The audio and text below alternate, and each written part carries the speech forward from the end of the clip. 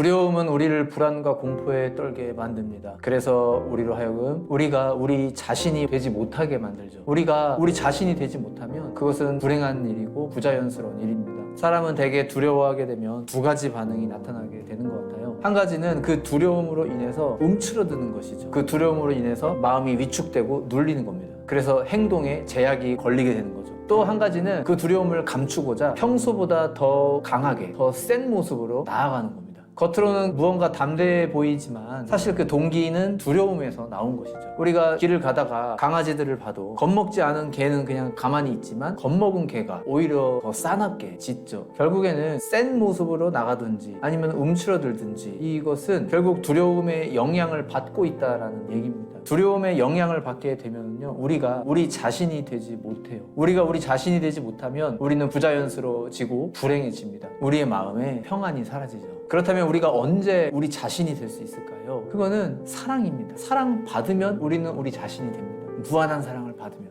어린아이가 마음껏 놀이를 하고 자유롭게 행동하고 자기 생각을 막 얘기하고 이렇게 할 수 있는 거는 부모가 전폭적으로 지지해주기 때문인 거죠. 부모가 무조건적으로 사랑하고 지지해주기 때문에 아이가 까불기도 하고 자유분방하게 나오는 거잖아요. 두 아이가 놀고 있을 때 어른들이 와가지고 한쪽 아이만 계속 칭찬해주고 그 아이만 계속 지지해주고 그리고 다른 아이는 그런 거 하나도 안 해주고 오히려 핀잔하고 쫑크 주고 이런 식으로 자꾸 차별 대우를 하면 이게 쌓이고 쌓이면 두 아이가 전혀 다른 모습을 나타내 보이겠죠. 친척집에 들어가서 살게 되면 괜히 눈칫밥 먹고 차별 대우 받아도 별로 길을 피지 못하고 살게 되고 이런 것과 똑같은 거죠. 그렇기 때문에 우리가 우리 자신이 될 수 있는 그 근거는 사랑에 있습니다. 사랑을 듬뿍 받는 거예요. 사랑을 무한히 공급받을 때 거기에서 우리가 힘이 생기고 자신감이 생깁니다. 그리고 그때의 그 힘은 의도적으로 두려움을 감추기 위해서 일부러 세게 나가는 그런 힘이 절대 아니에요. 그 힘은 그 마음 깊은 곳에서부터 저절로 우러나오는 힘이에요. 그 넉넉함, 그 마음의 여유로움에서 저절로 흘러나오는 힘이죠. 사랑이 그런 강함을 만들어낸다라는 겁니다. 성경에 보면 두려움을 이기는 것이 사랑이다, 이것을 말씀하고 있는 구절들이 있어요.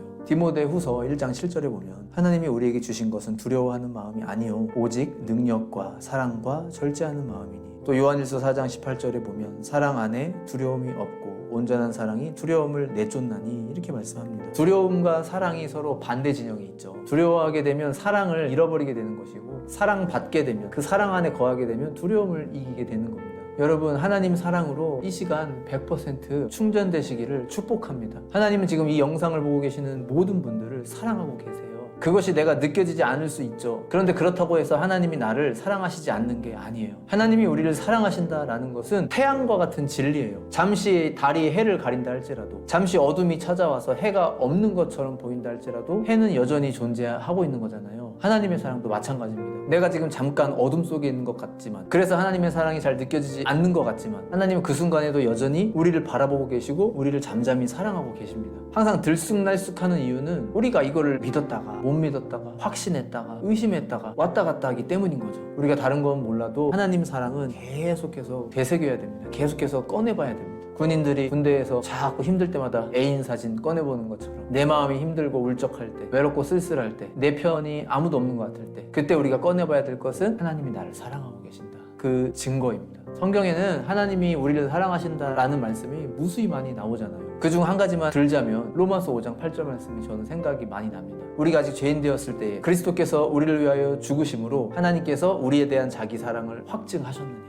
이 구절은요, 우리가 하나님의 사랑을 받을 때가 언제인지를 밝히 말해줍니다. 우리가 하나님의 사랑을 받을 때는 우리가 아직 죄인 되었을 때예요. 우리가 선한 삶을 살고 성공적인 삶을 살고 엄청난 일을 달성하고 성취했을 때, 그때 하나님이 우리를 사랑했다는 게 아닙니다. 우리가 여전히 부족했을 때, 여전히 연약했을 때, 여전히 죄인이었을 때, 여전히 하나님의 원수로 있었을 때, 그때 하나님이 사랑하셨다라는 거예요.